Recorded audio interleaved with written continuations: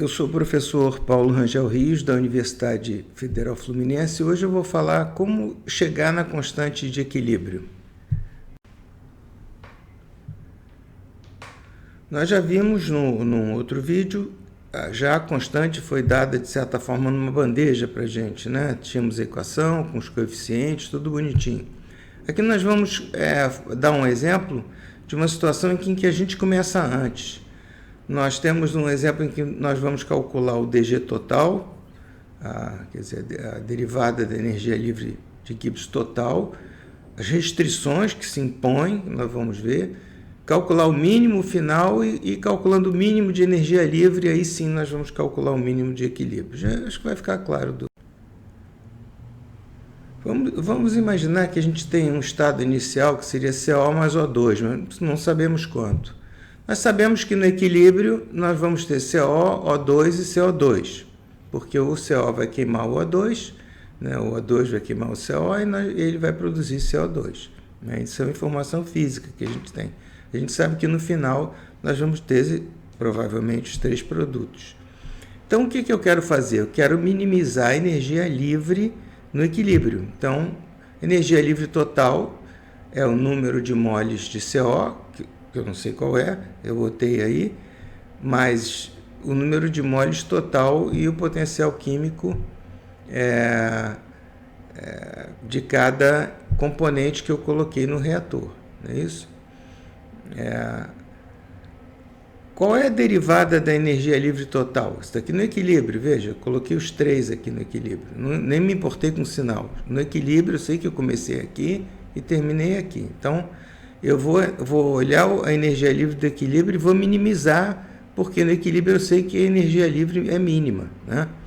Então, eu tenho aqui, eu coloquei isso, DG total deu isso aqui. Tem um vídeo da série de matemática e outros que eu já fiz que mostra que esse componente aqui é chamada equação de Gibbs-Dian. Então, eu posso escrever energia livre total isso aqui. Então, DG total é igual a zero no equilíbrio. Veja, isso foi simplesmente um desenvolvimento matemático em que teve aqui a equação de Gibbs-Dian que decorre do fato dessas funções serem homogêneas. Eu tenho uma série de vídeos que eu chamei breve revisão de matemática para termodinâmica, em que eu explico essa questão da minimização, o que é a função homogênea.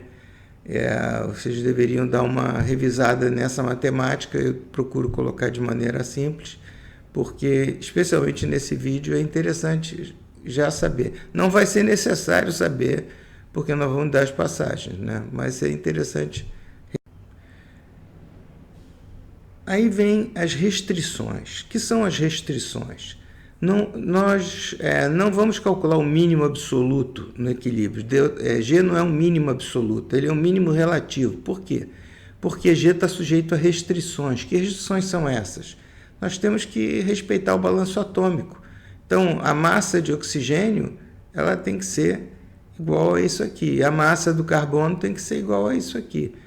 Para que isso seja conservado, se eu derivar a massa de oxigênio, essa derivada tem que ser igual a zero. Quero dizer, eu não posso perder nem ganhar oxigênio durante essa reação. E aqui também não posso perder nem ganhar carbono durante essa reação. Tá certo? Então, são duas restrições que vêm da própria física do problema. Não tem como escapar disso. E eu vou ter essas duas equações aqui. Quer dizer, eu vou poder relacionar, eliminar, ficar só com um, não são três variáveis e duas equações.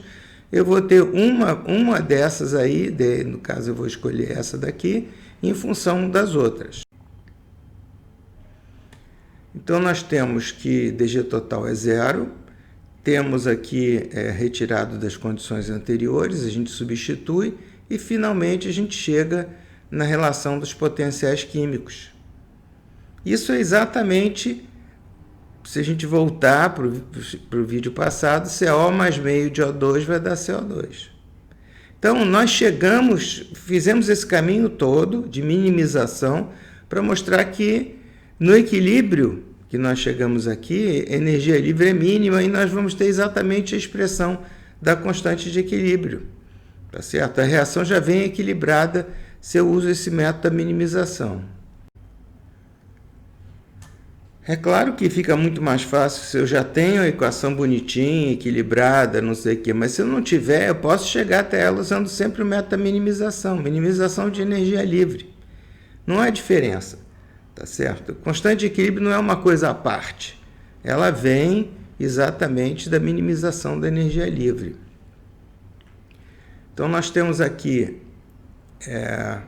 constante de equilíbrio, temos essa razão no equilíbrio, podemos escrever, então, que ΔGR vai ser essas coisas no estado padrão, não é isso? Então, vejam que a constante de equilíbrio depende de ΔGR, então ela não depende de mais nada, porque ΔGR é uma constante. Né? ΔGR é simplesmente, nós vamos falar isso de novo mais adiante, simplesmente a diferença entre os potenciais químicos ou energia livre, poderíamos colocar geomia aqui, tanto faz, porque são elementos puros, colocando isso daqui, isso já está determinado, nós podemos calcular.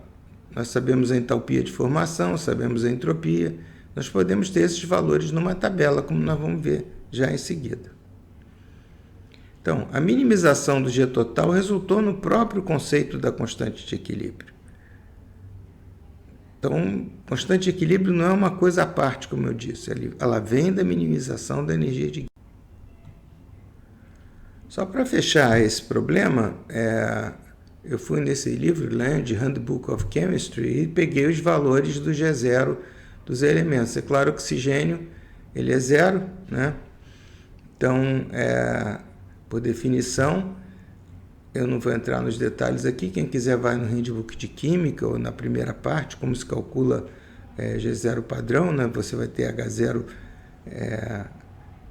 e vai depender, isso teria que ser um vídeo à parte, né? Mas é possível calcular usando handbooks e fórmulas, né? Nós temos aqui que K é isso aqui, menos...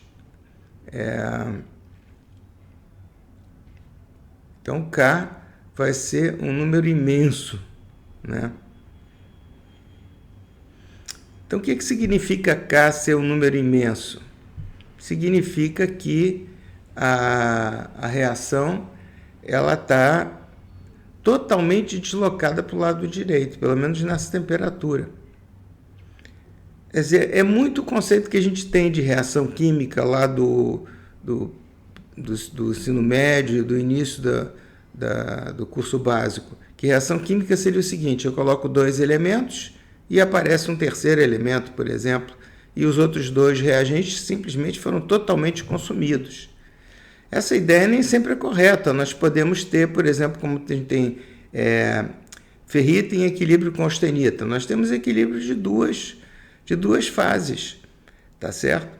Que coexistem. Uma não necessariamente vai consumir totalmente a outra, mas em muitos casos de reação química, os produtos são sim consumidos e nós ficamos só com reagentes. Num caso como esse, que a gente tem uma constante de equilíbrio gigante. Isso está de acordo com a nossa intuição, porque se eu pegar CO e queimar o CO com oxigênio, né, vai sobrar CO2, não vai sobrar CO nenhum. Se eu pegar um combustível e queimar esse combustível, por exemplo, não vai sobrar, pode sobrar algum tipo de resíduo, mas do negócio inicial não vai sobrar nada, eu vou ter simplesmente o produto, tá certo? Então isso é muito de acordo com a ideia intuitiva que a gente tem de equação química, de reação química, que a gente pega o produto, no fim da jogada não tem mais produto nenhum, só tem reagente. Desculpe, não tem reagente nenhum, só tem produto, tá certo?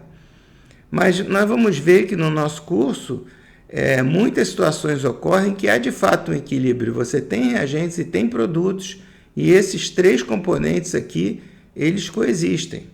Nesse caso, não tem como. Eu queimo o CO e tenho CO2 e está se vendo que o tamanho dessa constante de equilíbrio não tem como. Eu sugeria que vocês revissem como se obtém ΔGR de livros e coisas no gênero, né? E, por favor, nós estamos com pouca gente no canal, tem avaliação aí para ser feita. Não ganho nada por esse canal não, viu? Nem monetização tem. mas eu sou obrigado a registrar ele lá na universidade como atividade extra.